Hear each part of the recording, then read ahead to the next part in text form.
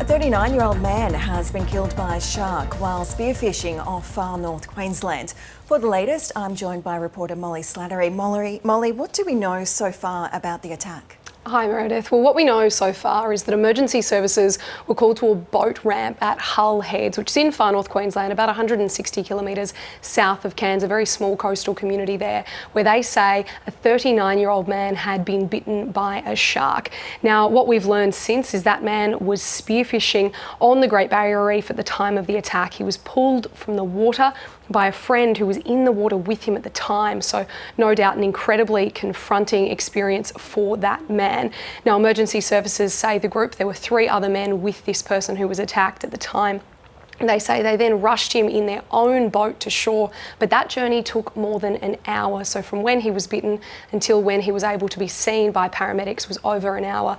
And when he arrived at Hull Heads, that man was declared dead there on that boat ramp. So a really harrowing incident for the Far North today. Now, we've heard from Cairns Police just a little earlier. Let's have a listen to what they had to say. At this stage, we believe the man had been spearfishing when he was attacked and died from a critical head injury. He was retrieved from the water by another person who was in the water with him at the time of the attack. All 4 passengers, including the 39-year-old man, have been returned to shore. We would assume that they would be pretty traumatised. That's quite a terrifying thing to see happen right in front of you, and we'll continue to provide whatever support we can to the family and to those men that were on board with him.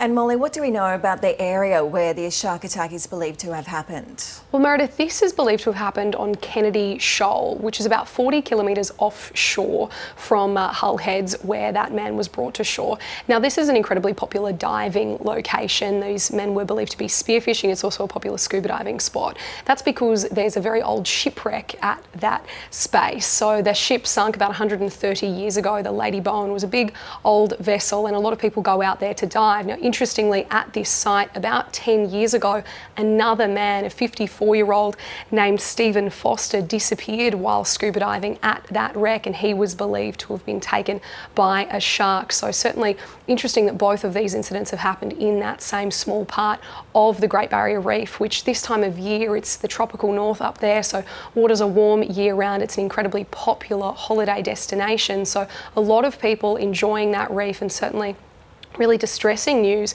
during this tourism season, even more so considering this is the 2nd fatal shark attack in the same amount of weeks, with a young father being killed on Rottnest Island over off the coast of Perth just last week. That was the Perth father who was killed while spearfishing as well with friends at Horseshoe Reef off the WA coast. Now, that happened on the 16th of May.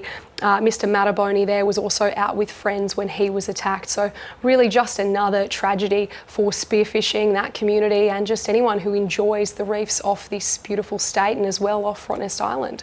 Yes, thank you very much for the update there, Molly.